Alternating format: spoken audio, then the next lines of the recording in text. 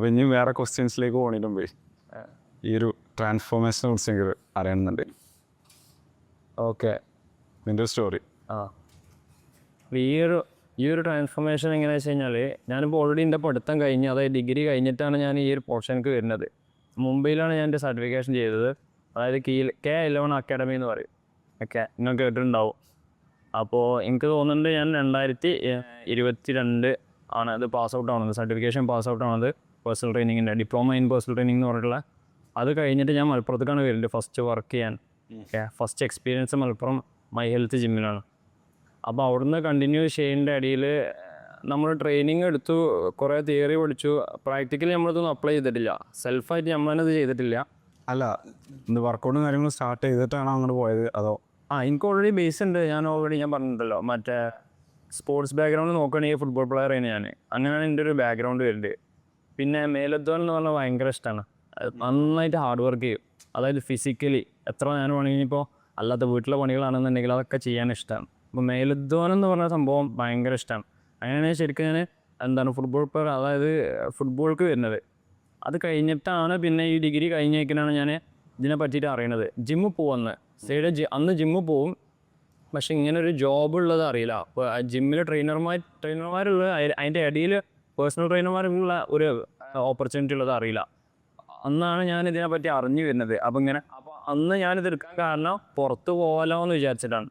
അതായത് പുറത്ത് പോയിട്ട് ജോലി ചെയ്യാനോ, അത് അത്യാവശ്യം സ്റ്റാൻഡേർഡ് ജോബാണ് അന്ന്. ആ രീതിയിലാണ് ഞാൻ ഈ ജോബ് സെലക്ട് ചെയ്യുന്നത്, അതായത് സർട്ടിഫിക്കേഷൻ ചെയ്യുന്നത് പുറത്ത് പോകാലോ എന്ന് വിചാരിച്ചിട്ട്. അപ്പോൾ അവിടെ പോയി നമ്മൾ സർട്ടിഫിക്കേഷൻ കാര്യങ്ങളൊക്കെ കഴിഞ്ഞു. അപ്പോൾ പുറത്ത് പോകുന്നതിന് മുന്നേ നാട്ടിൽ നിന്നിട്ട് തന്നെ കുറച്ച് ബേസ് എക്സ്പീരിയൻസ് ഉണ്ടാക്കിയിട്ട് പുറത്ത് പോകണ്ടാവും നന്നാവാമെന്ന് വിചാരിച്ചിട്ടാണ് ഞാൻ നാട്ടിലേക്ക് തന്നെ തിരിച്ചു വന്നിട്ട് ഇവിടെ കുറച്ച് വർക്ക് എക്സ്പീരിയൻസിന് വേണ്ടി ഇവിടെ ജോബിന് കയറുന്നത്. അങ്ങനെ കയറി നമ്മൾ ക്ലയൻസിനെ എടുത്തു തുടങ്ങി, ട്രെയിനിങ് തുടങ്ങി. പക്ഷേ നമ്മളെ കാര്യങ്ങൾ ബാക്കിൽ ചെയ്യണം. ബോഡി കെയർ വർക്കൗട്ടും കാര്യങ്ങളൊക്കെ ചെയ്യും, പക്ഷേ ഡയറ്റൊന്നും പ്രോപ്പറല്ല. അപ്പോൾ സ്ലോലി ഗ്രാജുവലി അതായത് എനിക്ക് ആക്ടിവിറ്റി കുറഞ്ഞ ക്ലയൻസിൻ്റെ കാര്യങ്ങൾ ഇങ്ങനെ നോക്കാമെന്നല്ലാതെ നമ്മൾ വളരെ ബാക്കൊക്കെ ചെയ്യണം. വർക്കൗട്ട് ചെയ്യും, അത് റെഗുലർ അല്ല.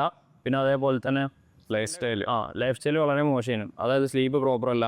ക്ലയൻസിൻ്റെ കാര്യങ്ങൾ അടിപൊളിയായിട്ട് നമ്മൾ ഫോളോ അപ്പും കാര്യങ്ങളൊക്കെ എടുത്ത് ഓല നന്നാക്കി കൊടുക്കും, നമ്മൾ ബാക്കിൽ ചെയ്യണം. അല്ല, അപ്പോൾ ഓൾക്കൊരു തോട്ടുണ്ടാവുമല്ലോ, അല്ലാത്തൊരു ട്രെയിനർ ഉണ്ടാവും. പക്ഷേ എനിക്കന്ന് എന്തോ വന്ന ക്ലയൻസ് അങ്ങനത്തെ ഒരു കാറ്റഗറിയിലുള്ള ആൾക്കാരല്ല തോന്നുന്നുണ്ട്. കാരണം അങ്ങനെ ആയിക്കണമെങ്കിൽ ഓൾക്ക് നന്നായിന്നുള്ള തോട്ട് ചിലപ്പോൾ ഉണ്ടാവും, എന്നോട് ഷെയർ ചെയ്തിട്ടുണ്ടാവില്ല. പക്ഷേ ഞാനങ്ങനെ പോകെ എൻ്റെ ജോലി കണ്ടിന്യൂ ചെയ്യേ ഓട്ടോമാറ്റിക്കലി ഞാനിങ്ങനെ വെയിറ്റ് ഗെയിൻ ചെയ്ത് തുടങ്ങി. വെയിറ്റ് ട്രെയിനിങ് ചെയ്യും, ഫുഡ് നല്ലോണം കഴിക്കുകയും ചെയ്യും. പെട്ടെന്ന് ബൾക്കി ഓൾറെഡി ചെറിയ മസിൽ മാസ് എനിക്ക് ഓൾറെഡി ബോഡിയിലുണ്ട്. ആ ഒരു ഹിസ്റ്ററി ഉണ്ടായതുകൊണ്ട്, സ്പോർട്സ് ബാക്ക്ഗ്രൗണ്ട് ഉണ്ടായതുകൊണ്ട്, പിന്നെ വെയിറ്റ് ട്രെയിനിങ് ചെയ്യുന്ന ഒരാളായതുകൊണ്ട്. അപ്പോൾ നമ്മൾ കിട്ടുന്ന കാർബാണെങ്കിലും പ്രോട്ടീനാണെങ്കിലും ഏത് ഫുഡാണെങ്കിലും അടിച്ചങ്ങനെ കയറ്റും. പിന്നെ പ്രത്യേകിച്ച് മധുരമാണെന്നുണ്ടെങ്കിലും അങ്ങനെ കയറ്റും. അപ്പോൾ നമ്മളത് ശ്രദ്ധിക്കില്ല. അങ്ങനെ ഞാൻ സ്ലോലി ഒരു ബൾക്ക് ബോഡി അതായത് ഒരു മസ്കുലർ ബോഡിയിൽ ഫാറ്റ് വന്നു കഴിഞ്ഞാൽ എങ്ങനെയൊക്കെ അപ്പോൾ ഒരു ബൾക്ക് ലുക്കൊക്കെ പോലെ തുടങ്ങി ബോഡി. അപ്പോൾ അത് വളരെ ഞാനത് ശ്രദ്ധിക്കലില്ല. പിന്നെ സ്വാഭാവികമായിട്ട് എനിക്കും അതിൻ്റേതായ ബുദ്ധിമുട്ടുകൾ ബോഡിയിലുണ്ട്. ഈ തടി കൂടിയ ഒരു ബുദ്ധിമുട്ടുകൾ ഡെഫിനറ്റ്ലി ബോഡിയിലുണ്ട്. പക്ഷെ നമ്മളത് ടേക്ക് കെയർ ചെയ്യുന്നില്ല, നമ്മൾ ക്ലയൻസിനെ ഇങ്ങനെ ട്രെയിൻ ചെയ്ത് പോവുക. അപ്പോൾ ഇതേമാതിരി ഒരു ദിവസം ഇങ്ങനെ പോകേണ്ട ഇടയിൽ എന്നോട് തന്നെ ഒരു ക്ലയൻറ്റ് തന്നെ എന്നോട് പറഞ്ഞു, എന്താ ചെങ്ങനെ എൻ്റെ ചേലി ഒരു ട്രെയിനറാണല്ലോ, എനിക്കൊന്നും എൻ്റെ ബോഡി ശ്രദ്ധിച്ചുകൂടെ, എത്ര ആൾക്കാരൊന്നെങ്കിൽ ട്രെയിൻ ചെയ്യുന്ന ഒരാളല്ലേ എന്നത്. അപ്പോഴാണ് ഞാൻ ഇതിനെ പറ്റി ഒന്ന് ചിന്തിക്കണത് തന്നെ. മറ്റേ നമുക്ക് തടി കൊണ്ട് ബുദ്ധിമുട്ടുള്ള കാര്യങ്ങളുണ്ട് ഒന്നുമില്ല, പക്ഷേ ഡ്രസ്സ് ഇടുമ്പോഴുള്ള അതിൻ്റെ ആ ഒരു ഫാറ്റ് ഗെയിൻ ചെയ്തിട്ട് ബുദ്ധിമുട്ടുള്ള കാര്യങ്ങളൊക്കെ ഉണ്ട്. പക്ഷേ നമുക്ക് ഫിസിക്കലി നമ്മൾ ആക്റ്റീവാണ്. പക്ഷേ ബോഡിയിൽ കുറേ എമൗണ്ട് ഓഫ് ഫാറ്റ് സ്ട്രെങ്ത് നല്ലോണം ഉണ്ടാവും. സ്ട്രെങ്ത്ത് അതേപോലെ തന്നെ ഇപ്പം ബോഡിക്കുള്ള വഴക്കും കാര്യങ്ങളൊക്കെ ഉണ്ട്. അതേപോലെ തന്നെ വേറെ ബുദ്ധിമുട്ടോ കാര്യങ്ങളോ അങ്ങനെ പ്രത്യേകിച്ച് എനിക്ക് ബോറായിട്ട് തോന്നില്ല. പക്ഷേ നമ്മൾ ആ ഒരു ഫ്രെയിമും ആ ഒരു അപ്പിയറൻസൊക്കെ വളരെ മോശമായിരുന്നു സത്യം പറഞ്ഞു കഴിഞ്ഞാൽ. ഇപ്പോൾ ഒരു ട്രെയിനർ ഒരു ലുക്ക് ഉണ്ടാവില്ല, എല്ലാവരുടെ മനസ്സിലൊരു ഇമേജ് ഉണ്ടാവില്ല എങ്ങനെയൊക്കെയാണെന്നുള്ള.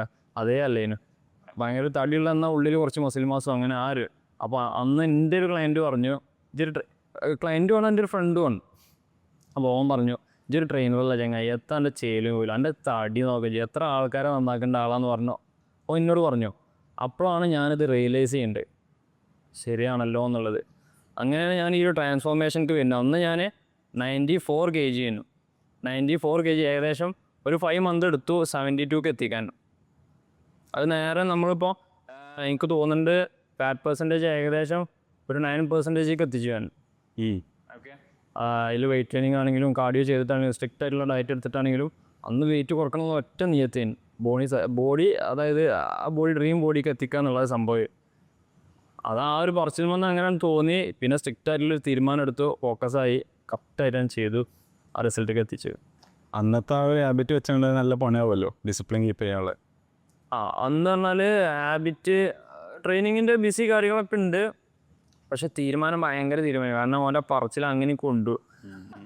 കളിയാക്കലാണല്ലോ ഓരോരുത്തർക്ക് ഈഗോ. ഈഗോ ഉണ്ട്. സെൽഫായിട്ടുള്ള വർക്ക് ചെയ്യാനുള്ള ഒരു തോര അങ്ങോട്ട് വന്നിട്ട് വേറെ ഒന്നും നോക്കില്ല. വർക്ക്, ഡയറ്റ്, ട്രെയിനിങ്, ഈ ഒരു ഈ ഒരു റൂട്ടീനിക്കാണ് മാറി ലൈഫ് സ്റ്റൈൽ. അങ്ങനെയാണ് ട്രാൻസ്ഫോർമേഷൻ പോസിബിൾ ആയത്. അപ്പോൾ അവസാനം ഇവൻ തന്നെ പറഞ്ഞു, മോനെ ഒരു രക്ഷയില്ല കേട്ടോ, അങ്ങനെ പറഞ്ഞു. ആ പറഞ്ഞ ചങ്ങായി തന്നെ ഒരു 5 മാസം കഴിഞ്ഞപ്പോൾ അതെല്ലാം പറഞ്ഞു. ഞാൻ ഓനെ കൊണ്ട് പറപ്പിക്കും എന്നുള്ളത് വാശിയിലേന്. ഓക്കെ, അങ്ങനെയാണ് ആ ട്രാൻസ്ഫോർമേഷൻ പോസിബിൾ. പക്ഷേ ആ ഒരു ട്രാൻസ്ഫോർമേഷൻ കൊണ്ട് ഒരുപാട് മെൻ്റലി ഒരുപാട് ചേഞ്ചുകളും കുറേ കാര്യങ്ങളും പഠിക്കാൻ എനിക്ക് പറ്റി കേട്ടോ.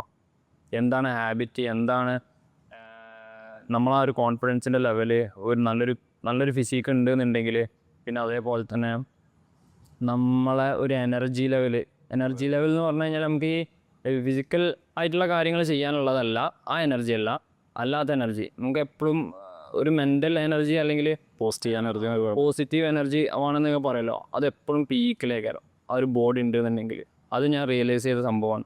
പിന്നെ അതേപോലെ തന്നെ നമ്മൾ ഇപ്പോൾ ഒരു ക്ലയൻറ്റ്സ് വരികയാണെങ്കിൽ തന്നെ അവർക്ക് പെട്ടെന്ന് ക്യാച്ച് ചെയ്യാൻ പറ്റും നമ്മളോട് സംസാരിക്കുമ്പോൾ തന്നെ. കാരണം നമ്മൾ ആ ഹാബിറ്റുകൾ, നമ്മളെ എക്സ്പീരിയൻസ് ഒക്കെയാണ് അവർക്ക് പറഞ്ഞു കൊടുക്കുക. അപ്പോൾ അതില്ലാത്ത ഒരാളൊക്കെ നമ്മുടെ അടുത്തേക്ക് വരും ഡെഫിനറ്റ്ലി. ഒക്കെ ഒന്നെങ്കിൽ ബിസി ആയിട്ട് അവർക്ക് മിസ്സായത് അല്ലെങ്കിൽ ചെയ്യണം താല്പര്യമുള്ള ആൾക്കാരേക്കാരം, പക്ഷേ ഇവർക്ക് അതിപ്പോൾ ഓൾറെഡി ലോ ആയിട്ട് കിടക്കേക്കാരം. അപ്പോൾ നമുക്ക് നമ്മുടെ അടുത്തേക്ക് വരുമ്പോൾ തന്നെ ഓൾക്കൊരു പോസിറ്റീവ് വൈബ് ആയിക്കാരം. അതുപോലെ നമ്മളെ കൂടെ കൂടുതൽ ടൈം സ്പെൻഡ് ചെയ്യാൻ തോന്നും. ഡെഫിനറ്റ്ലി നമ്മൾ തീർച്ചയായിട്ടും നമ്മൾ ട്രെയിനറായിട്ട് ഹയർ ചെയ്യും. ഓക്കെ, നമുക്ക് പറഞ്ഞു കൊടുക്കാനും കഴിയും. കാരണം നമ്മൾ ഓൾറെഡി ആ പാതയിൽ കൂടെ പോയതുകൊണ്ട് പോയ ആൾക്കാരാണ്. അപ്പോൾ ഡെഫിനറ്റ്ലി ആ ഒരു ട്രാൻസ്ഫോർമേഷനെ നല്ല രീതിയിൽ ഹെൽപ്പ് ചെയ്തിട്ടുണ്ട്. ഇപ്പോഴും അത് കീപ്പപ്പ് ചെയ്ത് പോകുന്നുമുണ്ട്. ഓക്കെ.